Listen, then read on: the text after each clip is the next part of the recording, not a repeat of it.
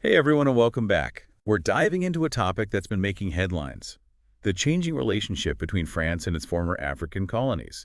It's complicated, but recent events suggest something's shifting, and we're getting this info from a fantastic INKL article. If you're into global affairs, check out INKL, like and subscribe. Okay, let's get into it. French President Macron, he wanted to, reset these relationships. Yeah, he really did use that word, reset. But things are different on the ground. 7 former colonies, I think Mali, Burkina Faso, Niger, Gabon, Senegal, Chad, and Cote d'Ivoire, they've all changed how they work with France. Some even want French troops to just leave entirely. Wow, 7 countries. That's a lot pushing back. Yeah. And some of them are really important for France in the region, right? Absolutely. Like Chad, for example. It's been super important for France's military in the Sahel region. That's a semi-arid belt south of the Sahara Desert. It's facing a ton of instability. And then Senegal, it's been considered like a model of democratic stability in West Africa. So for these two to be part of this, it says a lot. So, disagreements happen. That's international relations, right? But here's where things get interesting. Macron's response to this has been, well, pretty explosive. Yeah, he didn't hold back. He made some comments about African nations being ungrateful for France's military help. He even said something like, without France fighting terrorism, none of these countries would even have governments. Oh, yeah. I can see why that wouldn't go over well. What was the reaction like? It was pretty heated. Leaders like Captain Ibrahim Traoré of Burkina Faso and Ousmane Sonko of Senegal, they fired back. Traoré, he basically called Macron's words an insult, and Sonko reminded him about the sacrifices African soldiers made fighting for France, back in World War II. Ouch. Yeah, not helping things. So is this just a recent thing, or is there, more history behind this tension? Oh, there's a lot of history. Experts like Ndongo Sambasila say it's decades of what they call exploitative and dismissive French policies that have caused this. This isn't new. So to understand this resentment, can you give an example of a policy or event that caused this? Well, for a long time, a lot of these former French colonies, they were tied to a currency. It was pegged to the French franc and controlled by France. It's called the CFA franc, and a lot of people saw it as like a way to keep these countries dependent on France so they couldn't develop on their own. Just one example, but you get the idea. Yeah, that helps. Okay, so Macron's comments, historical baggage. Yeah. It sounds like France's approach in the region might be backfiring. That's what a lot of analysts are saying. Roland Marshall, he's been studying Mali, where France has had a lot of troops for years, and his research shows that even with the intervention, security in Mali has actually gotten worse. So even with French troops, things are worse. That's a pretty bad sign. It is. And another expert, Gilles Holder, he compares the French approach to the British approach with their former colonies. He says that France is always focused on security instead of economic and cultural stuff, and that leads to resentment and instability. Interesting. So what's France doing now? Same old thing, or are they changing? They seem to be realizing they need to change. They're shifting from military to a more economic focus. They're trying to strengthen ties with Anglophone countries like Nigeria, Morocco, Angola. Not abandoning West Africa completely, but definitely a shift. So less about troops, more about economics and partnerships. What do the experts think about this new strategy? Are they optimistic? Well, it's mixed. Some are skeptical, like Jonathan Gaffard. He says things with Chad are so bad that France just needs to leave completely. Others, like Antoine Glazer, they think France needs to realize that relying on security agreements like they did in the colonial era just doesn't work anymore. So less military, more economic and cultural engagement.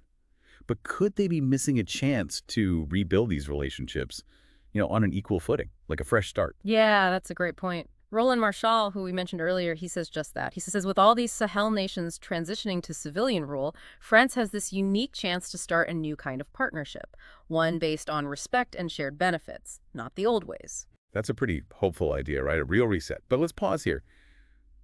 What are your initial thoughts on this so far? What stands out to you? Well, for me, it's just how complex it all is. We've got this history, then strategic interests, and then these diplomatic blunders, all kind of happening at once. It really shows how, in international relations, things are rarely simple. It does, yeah. It's like this tangled mess, right? Each strand is something different pulling in its own direction. And it's all happening on this global stage with effects beyond just France and Africa. Right. And it reminds us that these alliances, even long-standing ones, they can change in ways you don't expect. What we thought was stable, a given, is now, well, totally up in the air. So the question is, what's next? How does this all play out for both France and these African nations? Well, for France, it's a loss of power, right? In a region they've relied on for decades, their whole strategy needs to adapt, which is tough, especially with all that history we talked about. Yeah, that history is a big deal. France can't just pretend it didn't happen, right? Right. If they want to actually build partnerships that work. Exactly. You can't just erase colonialism and expect things to be fine. They've got to acknowledge that if they want respect to be mutual. And for the African nations, what does this shift mean for them?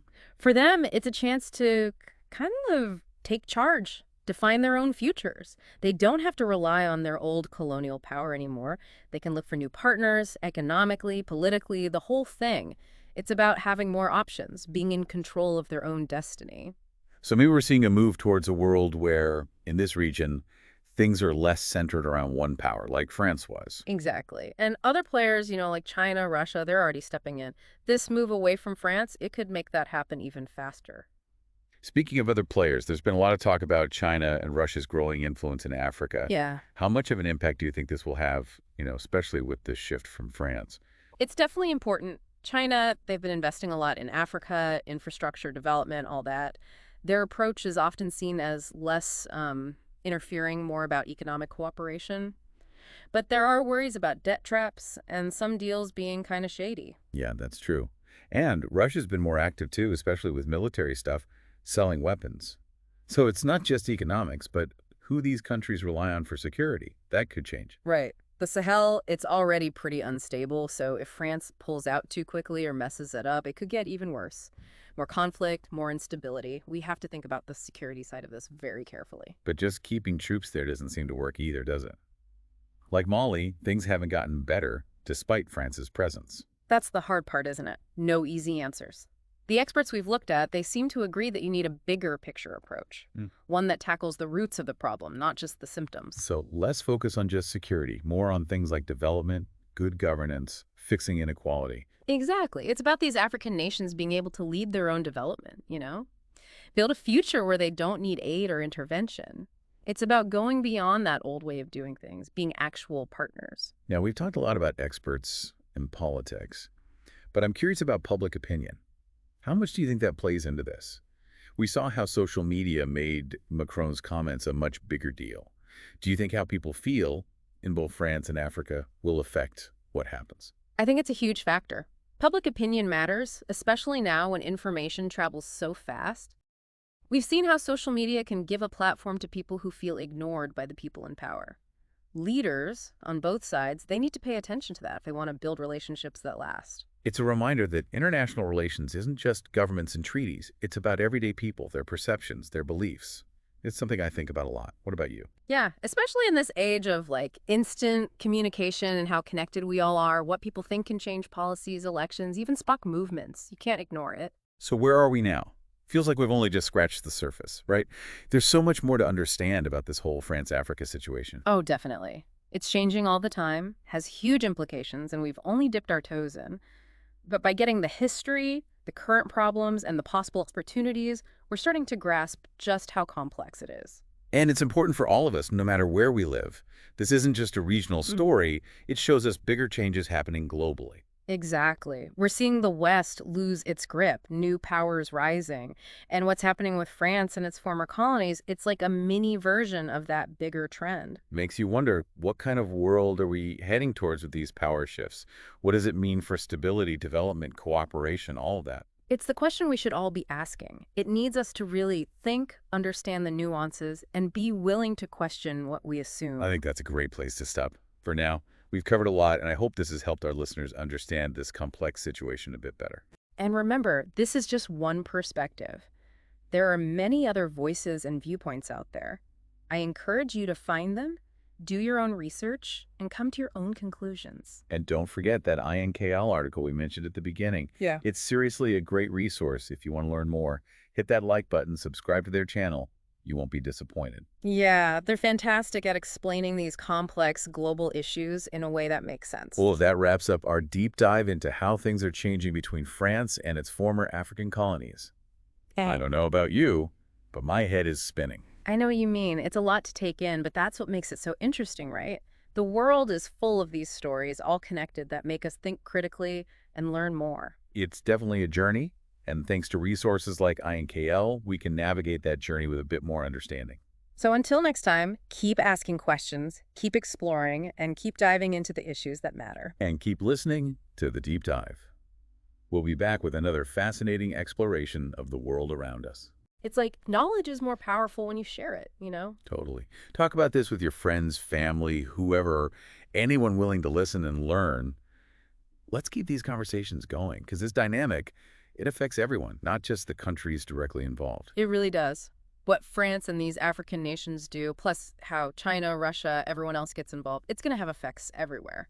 It shows that we're all connected, you know, in this big, complicated world. Okay, one last reminder about that awesome INKL article. If you haven't already, go check it out. Seriously, their stuff is great for anyone into global affairs. Hit that like button, subscribe.